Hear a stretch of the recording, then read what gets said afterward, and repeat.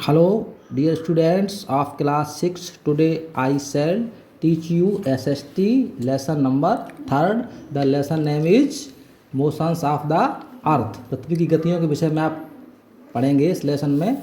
और पहले वीडियो में आप पढ़ चुके हैं, तो इसमें उस लेसन का शेष भाग पढ़ेंगे जो कि पेज नंबर 19 पर है। द फेनोमेनन ऑफ सीजन्स, ऋतुओं को बदलने के विषय में आपको इस वीडियो में देखेंगे।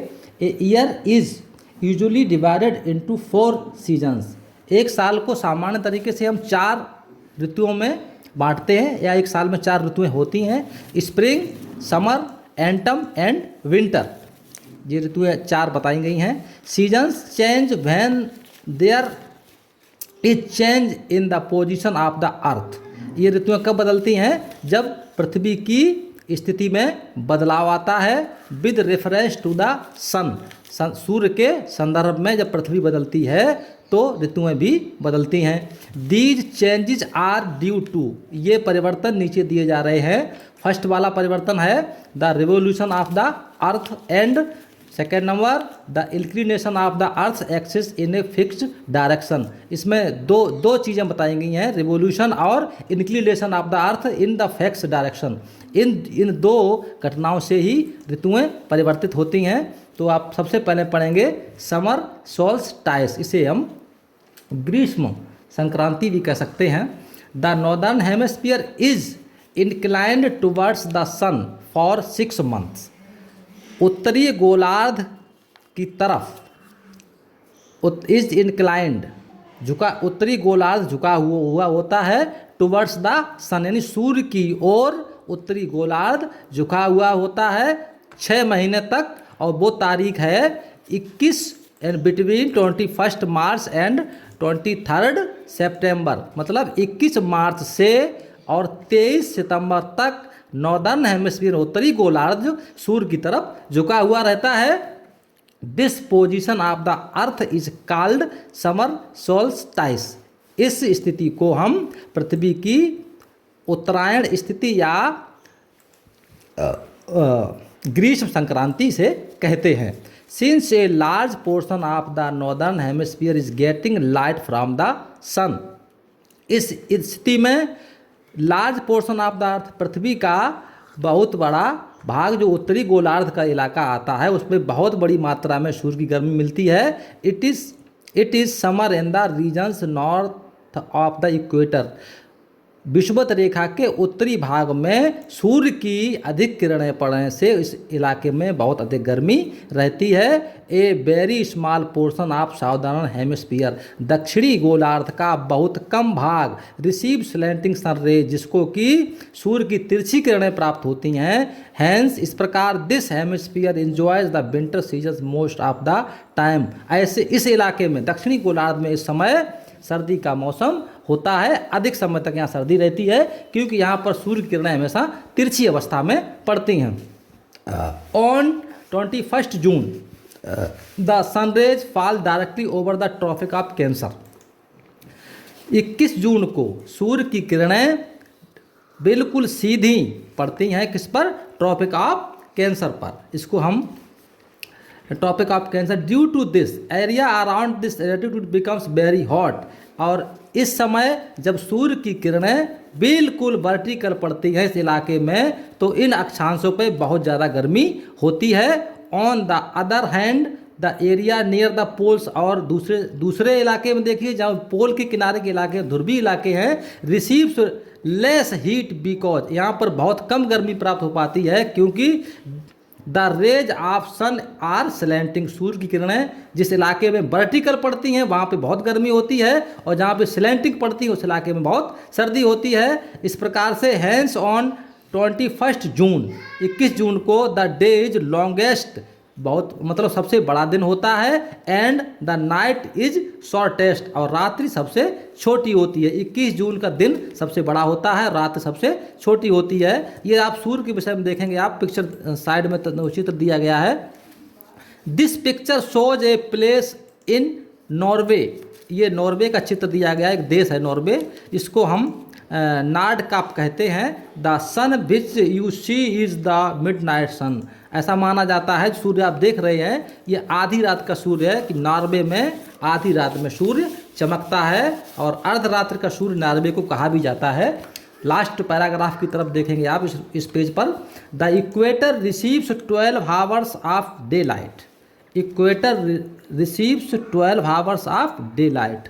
इक्वेटर पर जो दिन का समय है वो 12 घंटे होता है। As we move away from the equator, जब हम इक्वेटर से आगे बढ़ते हैं टुवर्ड्स द नॉर्थ पोल यानी उत्तरी ध्रुव की तरफ बढ़ते हैं तो क्या होता है the duration of day time start increasing.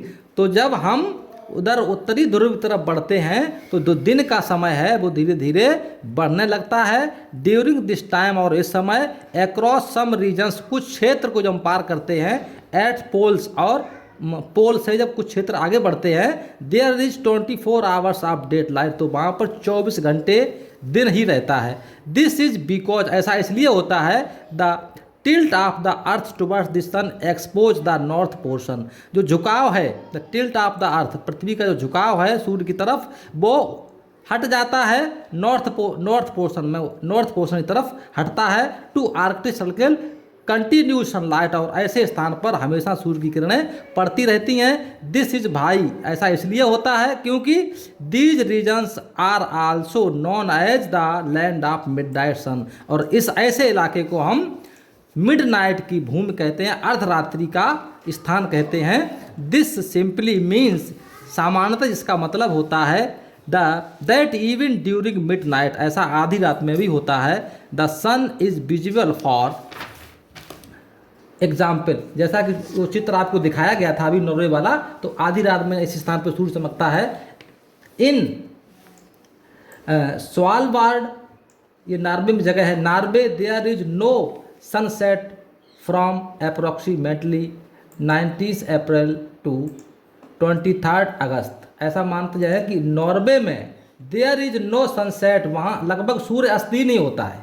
Norway में लगभग मतलब सूर्य अस्त ही नहीं होता है।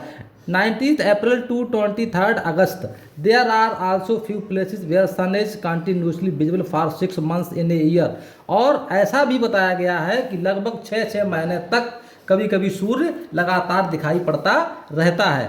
On the country some regions of southern hemisphere near the Antarctic Circle do not receive sunlight at all, और इसका ठीक उल्टा अंटार्कटिक सर्किल में भी होता है। ऑन द कॉन्टेरी सम रीजन्स, कुछ ऐसे इलाके हैं साउदर्न हेमिस्फीयर में जो कि अंटार्कटिक सर्किल के पास में, वहाँ पर सनलाइट बिल्कुल जाती ही नहीं है, 6 महीने तक रात्रि रहती है। These areas are completely engulfed the darkness, जो कि ये इलाका पूरा का पूरा अंधकार में डूबा रहता है। For about 6 months in a year, 1 साल में 6 महीने तक ये अंधकार में रहता है।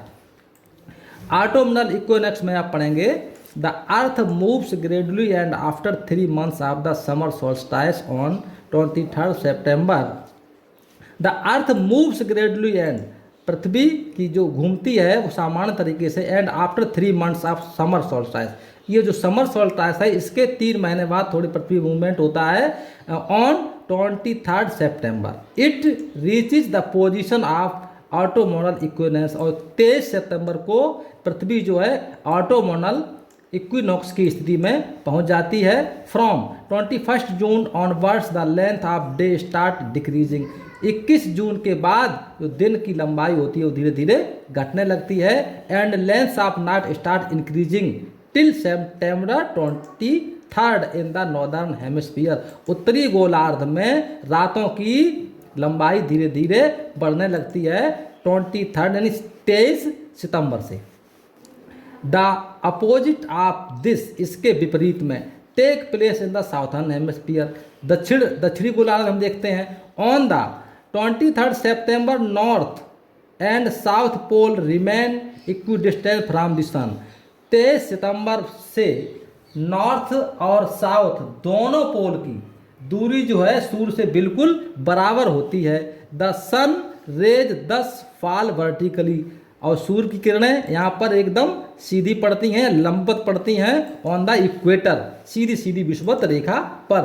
The days and nights become equal, यहाँ पर दिन और रात बराबर होते हैं। ऑल ओवर द वर्ल्ड, पूरे विश्व में जहाँ पर ऐसी कंडीशन होती है तो दिन और रात की जो है वो समय जो है एकदम इक्वल होता है। This period in the northern hemisphere is called ऑटोमनल equinox, उत्तरी गोलार्ध में इसको हम ऑटोमनल इक्विनॉक्स कहते हैं। Season and the southern hemisphere is called the spring equinox, और दक्षिणी गोलार्ध में इस कंडीशन को हम स्प्रिंग इक्विनॉक्स कहते हैं या बसंत विषुव कह सकते हैं।